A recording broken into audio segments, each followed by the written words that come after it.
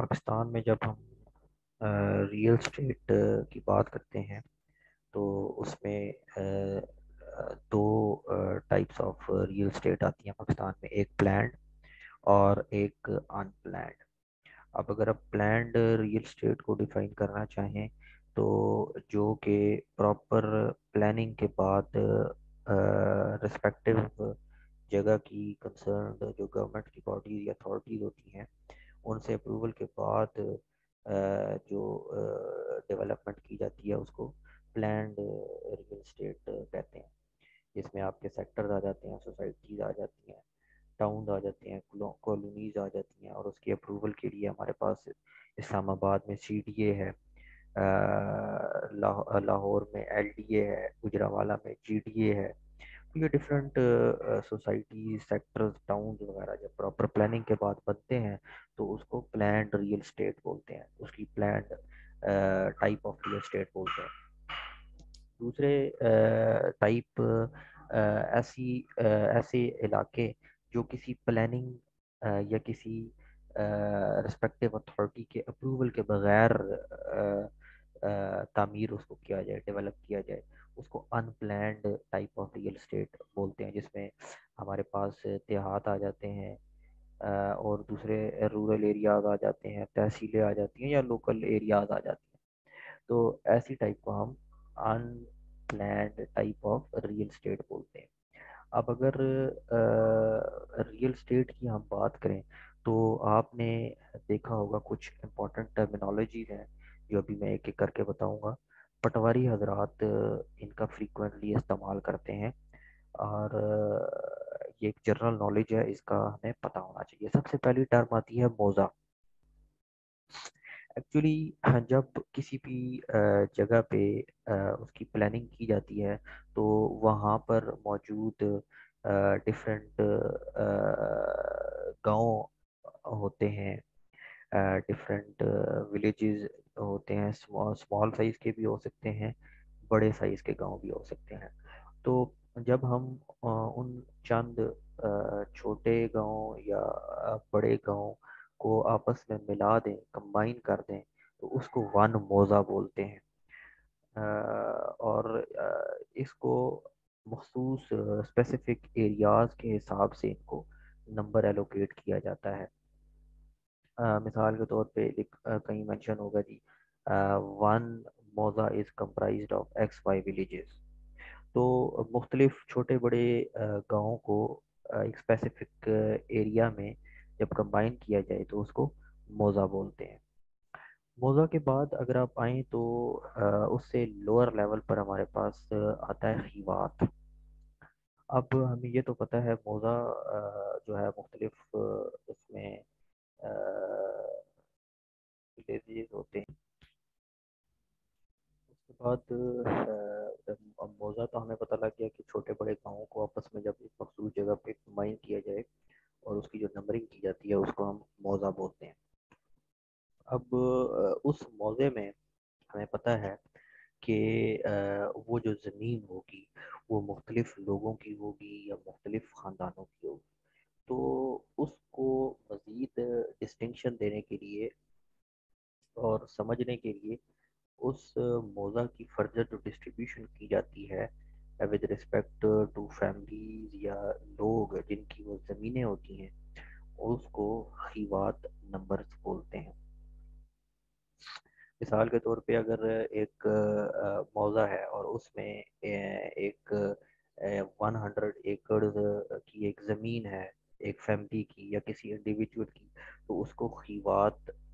Number 1 کہہ دیا جائے گا۔ اور جب بھی یہ زمین ایک بندے سے دوسرے بندے کو ٹرانسفر کی جائے گی تو عموماً یہ نمبر وہاں پہ ڈیورنگ ٹرانسفر جو ہے اس کو چینج کیا جاتا ہے اور اس کو پھر پراپر جہاں پہ ریکارڈ مینٹین ہوتا ہے وہاں پہ اس کو ریکارڈ کر دیا جاتا ہے۔ اچھا، تو یہ اس کو بولتے ہیں خیوات، یعنی موضع کے اندر جو زمین ہوگی مختلف لوگوں کی، اب فیملی وائز یا پیپل وائز ڈسٹریبیوشن کو ایک یونیک نمبر دے دیا جاتا ہے جس سے پتہ یہ لگتا ہے کہ اس موضع میں فلانے بندے کی یا فلانے فیملی کی یہ والی زمین ہے، تو اس کو خیوات نمبر بولتے ہیں۔ اگلا تیسرا آتا ہے جی خاتونی۔ اب یہ دیکھیں آپ سٹیپ وائز چلتے آ رہے ہیں، موضع، موضع سے خیوات، اور خیوات سے اب خاتونی آ جائے گا۔ اب ہمیں یہ بھی پتہ ہے کہ خیوات میں اگر مختلف فیملیز کی یا لوگوں کی زمینیں ہیں تو اس کے اندر بھی مختلف اس کے آنرز ہو سکتے ہیں، یعنی کہ خیوات کے اندر بھی مختلف آنرز ہو سکتے ہیں، اور ہر جو ڈفرینٹ سائز آف لینڈ ہوگا اس خیوات کے اندر اس کو ایک خاتون سوری اس ڈفرینٹ سائز کا جو زمین ہوگی اس میں ایک یونیک خیوات نمبر ایلوکیٹ کیا جائے گا، اور اس خیوات نمبر کے اندر جو مختلف لوگوں کی زمینیں ہوں گی ان کو فردر پھر خاتونی نمبرز دے کے ڈسٹنگش کیا جائے گا۔ مثال کے طور پہ ہمارے پاس ایک موضع 1 تھا، اس موضع میں خیوات نمبر 1 تھا، ایک فیملی ایکس وائی زی تھی، اس کو اس کی 10 ایکڑ کی زمین تھی جس کو خیوات نمبر 1 دیا گیا۔ اب اس 10 ایکڑ کی زمین کے دو آنرز تھے، ایک آنر اے تھا، ایک آنر بی تھا۔ آنر اے کی جو زمین تھی اس 10 میں سے 6 ایکڑ تھی، آنر بی کی جو زمین تھی وہ 4 ایکڑ تھی۔ تو اس خیوات نمبر 1 میں دو آنرز آ گئے، ایک کی 6 ایکڑ کی زمین تھی، ایک کی 4 ایکڑ کی زمین تھی، تو اب ان دو کو ڈفرنٹ خاتونی نمبر دے دیے جائیں گے، یعنی پہلے موضع تھا، موضع سے ہم نے اس کو خیوات نمبر دیا، اب خیوات نمبر میں جو ڈفرنٹ آنرز تھے ان کو ہم نے ڈفرنٹ خاتونی نمبرز دے دیے، اور یہ جو خاتونی نمبرز ہیں یہ اگین چینج ہوتے ہیں جب بندہ اپنے شیئرز کو یا زمین کو بیچتا ہے۔ اب چوتھے نمبر پر آتا ہے جی خسرہ۔ اب جس طرح میں پچھلی سلائیڈ میں بتایا تھا کہ 6 اور 4 ایکڑ کی زمین تھی دو بندوں کی، اور اس میں ان کو خاتونی نمبر دے دیے، خاتونی نمبر 1 اور خاتونی نمبر 2۔ اب اس خاتونی نمبر کے کو فردر سب ڈیوائڈ کیا جاتا ہے خسرہ نمبر میں، اور جتنی مرضی خاتونی نمبر ایلوکیٹ کیے جائیں، 1 ایکڑ کا ایک خسرہ ہوگا، یعنی کہ 1 ایکڑ کو جو اس خاتونی کے اندر آ رہا ہوگا ہر ایکڑ کو ایک خسرہ نمبر دیا جائے گا، اور وہ خسرہ نمبر جو ہے وہ ہمیشہ کانسٹنٹ رہے گا، کبھی بھی چینج نہیں ہوگا، جتنی مرضی بار وہ آنر اپنی پراپرٹی کو سیل کرے۔ یہ اسی طرح ہے جس طرح سوسائٹیز میں ہمیں ایک یونیک پلاٹ نمبر ایلوکیٹ کیا جاتا ہے ایک پلانڈ ایریا میں، تو ریل اسٹیٹ میں ہر 1 ایکڑ کو ایک خاص خسرہ نمبر دیا جائے گا جو کہ کانسٹنٹ ہوگا، جس کو آپ چینج نہیں کر سکتے، اور